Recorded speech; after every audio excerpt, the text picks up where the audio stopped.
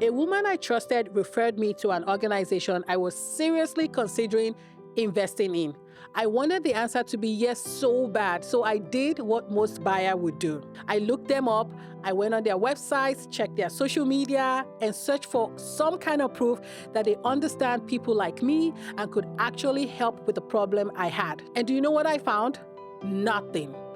Not literally nothing. They had a website, a social media account, there were words on the page, but I found nothing credible enough to make me feel confident.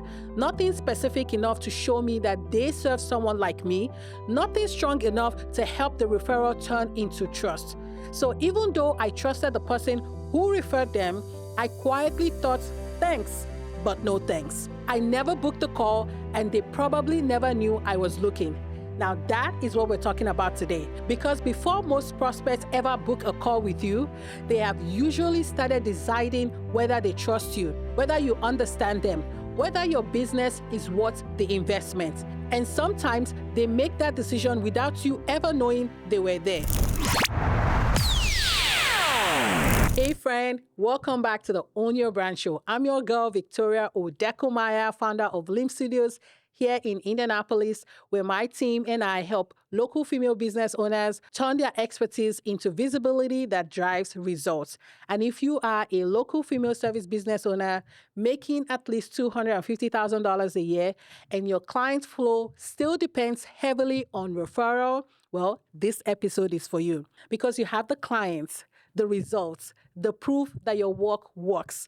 But if the revenue still depends on who remembers your name or who happens to be in the right room at the right time, there is a ceiling. So today, we're talking about that ceiling. And more specifically, we're talking about what happens after someone refers you. Because the referral may get you considered, but it does not always get you the clients. By the time someone reaches out, she may have already searched your name, checked your website, scanned your social media, and looked for proof. So today, I want to take you inside that invisible decision process. I want to show you why referrals are still valuable, but not enough by themselves. And I want to help you see where you may be losing clients you never even knew were looking. So without much ado, let's jump right into it. So I was on Zoom recently with a business owner. We were talking about our clients, our sales process, and the kind of people she really wanted to attract. Referrals had played a big role on how our business had grown. She had a strong reputation. Our clients trusted her. They liked the work. They referred her when they remembered. So when our name came up, the business came in. But when they didn't, everything got silent. And she even knows this problem to where she named it. She said to me, if the phone is not ringing, if someone does not think of me, it is as quiet as a mouse. And she said it in almost a way like she was reporting the weather. She sounds frustrated, but not surprised. Like she has seen the pattern enough times to know exactly how it goes. Another quiet month, another slow stretch, another season of knowing she is good at what she does, but still waiting for the right client to come in. I remember looking at her on the screen and thinking, no, this cannot be normal. Because here is this woman who knows her work. She has real experience. She can help people. She should have clients. And I know that sounds simple, but that's the part that hit me. How do you run a business without clients? How do you plan? How do you hire or invest or make decisions when you cannot tell whether the phone is going to ring because someone happens to remember your name? And honestly, I know why this happens because pieces of that used to happen to me too. I know what it feels like to be good at the work you do and still wonder why the right people were not finding me consistently. But after building LiMStudios and working with so many female business owners, I can see that clearly now. Most of the time, the problem is not that she's not talented. It's not that nobody is referring her. The problem is that our reputation is doing all the heavy lifting, but the visibility is not supporting it. And that is the referral ceiling. Your reputation is real, but it's trapped inside the circle of people who already know you. And I want to be clear because I don't want anyone to hear this and think, oh, I'm anti-referral. I love referrals. Some of my best clients have come through referrals. When someone puts your name in the room that you're not in, that is a gift. It means they trust you. Your work made an impression. They are willing to attach their name to your name, and that matters. But referrals are not the same thing as a predictable growth system. In the early years of most businesses, referrals can feel like magic. You serve one client well, she tells someone else, and that person hires you, and suddenly your name starts moving. Your calendar fills up, and the confidence grows. And you think, okay, this is working. And it is, until the business outgrows the circle carrying the referrals. Not because your work got worse. Usually, your work is better than ever. You have more experience, stronger results, and deeper insights into your clients. But the reach has not expanded at the same rate as your expertise. So 1 month referrals come in, the next month they do not. One season feels full, the next season gets quiet, and there is no clear reason why. Nobody said no, nobody gave you feedback. Nothing obvious changed. The network just went silent. At some point, referrals stop feeling like a strategy and start feeling like a gamble. And a business making at least $250,000 a year cannot keep building its future around whether someone remembers to say your name this month. But I've realized something else. The problem is not only that people need to think of you. The bigger issue sometimes is what happens after they do, because a referral is not the final decision anymore. It is usually the beginning of an investigation. After working with clients inside of LiMStudios and listening to what comes up in sales calls, strategy sessions, and content planning conversations, I can tell you this is where a lot of business owners are losing people. Not because the buyer was never interested, but because the trust journey broke down before the conversation ever started. All right, let me walk you through what actually happens. Someone is having a conversation, maybe at a lunch or meeting or group chats, or maybe even at an event. So your name comes up and someone says, you should talk to her. She's really good. That sounds like a win, right? Yes, great. You just got a referral. But that is not where the buying decision ends anymore. That is where it actually starts. The prospect hears your name, opens our phone, and let's be honest, that's what most of us do now. Nobody is just taking referral and moving on with their lives. We are actually going to Google, going on Instagram, checking LinkedIn, going to be a little nosy for a minute. I mean, not FBI, but something close enough. So she researches you, she clicks the website, checks out your Instagram, and looks at your LinkedIn. She reads the About Me page, scans the client stories, testimonials, examples, anything that helps her decide if what she's heard is true. And this is the part that most business owners miss. She's not just scrolling, she's evaluating quietly, quickly, without you in the room. In a few minutes, she's deciding whether the business feels current, whether you serve people like her, whether you understand her problem, where the proof is, and whether she feels confident enough to take the next step. And you are not there to explain. You cannot say, oh, my website is a little old because I've been busy serving clients. You cannot jump in and say, I know my Instagram is quiet, but my clients' results are amazing. You cannot clarify that you do serve people like her, but you just have not updated your copy yet. Your digital presence has to make the first impression for you.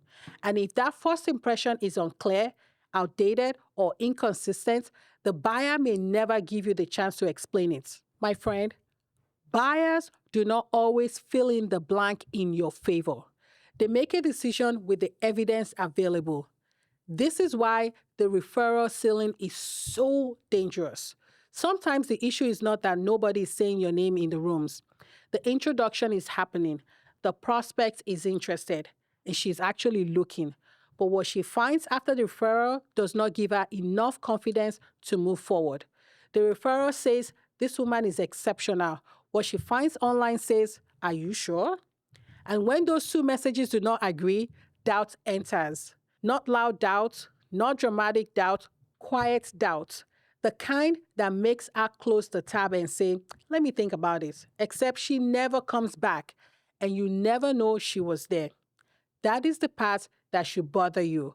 When someone ghosts you after a sales call, at least you know there was a conversation. When someone says the timing is not right, at least you heard something. But when someone looks you up and decide not to call, there is no feedback, no objection, no chance to answer the question. It just looks like nothing happened, but something did happen. Buying decision happened. You just were not invited into it. And I know this because I've been that buyer. Someone I trusted referred me to an organization I was seriously considering investing in. I was not looking for a reason to say no. I actually wanted the answer to be yes, because most buyers are not sitting there trying to criticize you. They're trying to feel confident. They are trying to justify the decision.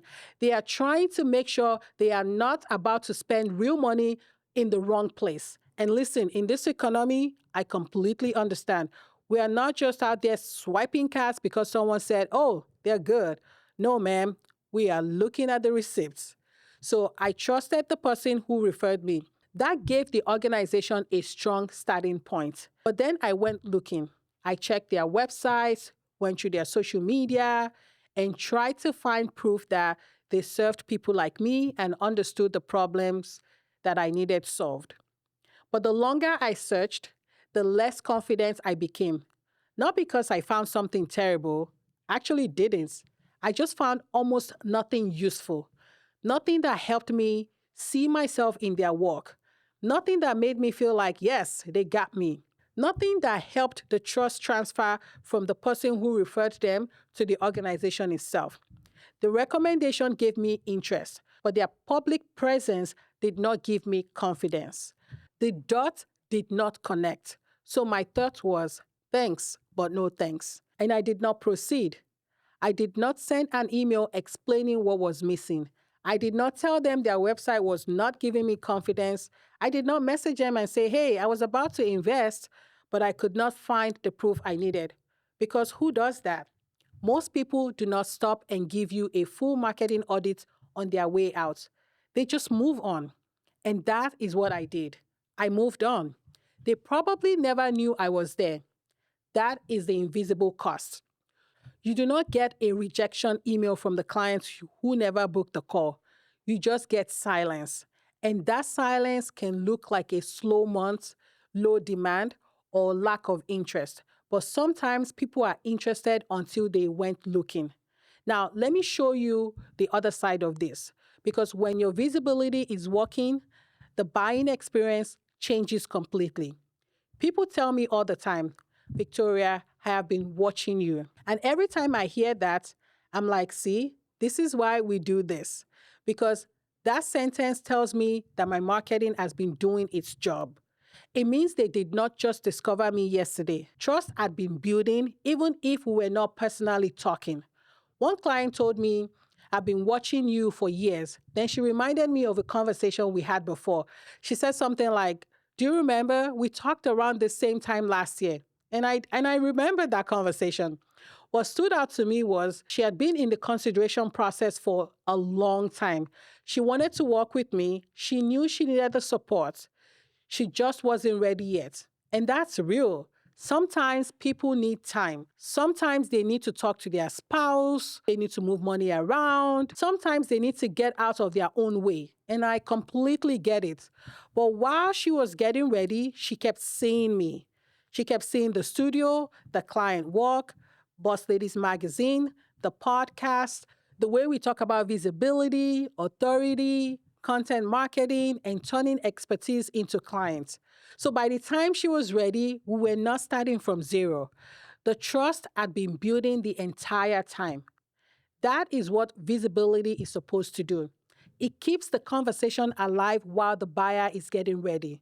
It answers the question before the consultation. It helps her feel like she knows you before she ever gets on the call. It lets the relationship continue even when you are not personally following up every week. And for a local female business owner making at least $250,000 a year, that matters. Your buyers may not move instantly. They may watch you for 3 months or 6 months, a year, sometimes longer. That does not mean your marketing is failing. It may mean the buyer is moving through her process. The question is whether your visibility is helping her move closer to you or giving her a reason to disappear. Because when your visibility works, the sales call feels different.